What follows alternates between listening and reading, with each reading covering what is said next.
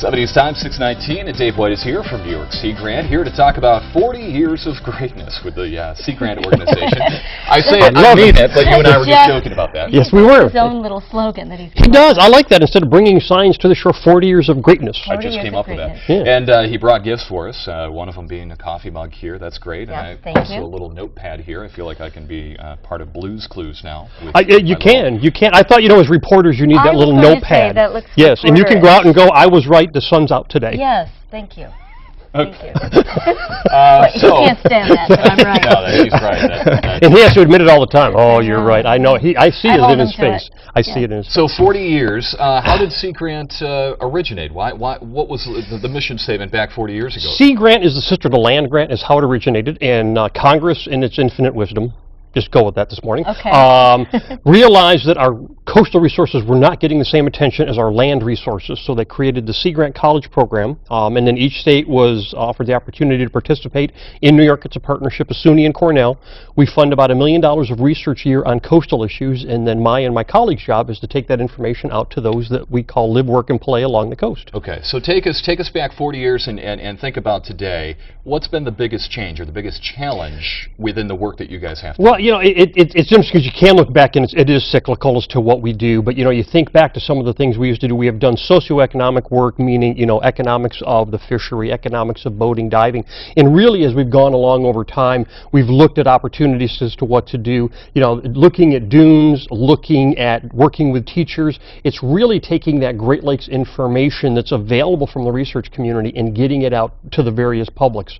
Whether it be on new fish stocks, maintaining native fish stocks, how do you catch them, and how many people are out there catching them from a community development standpoint, how can communities take advantage of the information that we have for economic development, for environmental development. We've worked on, lake level issues, water level management issues from day one, so it's really finding out, and right up to today, we are just finishing up a bass study that was looking at some of the socioeconomic impacts of bass, because bass has become a relatively newer, if you will, fishery when it comes to community economic development. And one of the things we've recently found is that 40% of the people that are out there fishing really don't care what they catch. Now, you would think that's somewhat common sense, but when you start talking about tourists coming in and others, we're marketing salmon, we're marketing come fish for pike, we're, come fish for, sturgeon, or, come see what's going on out there, whatever it might be.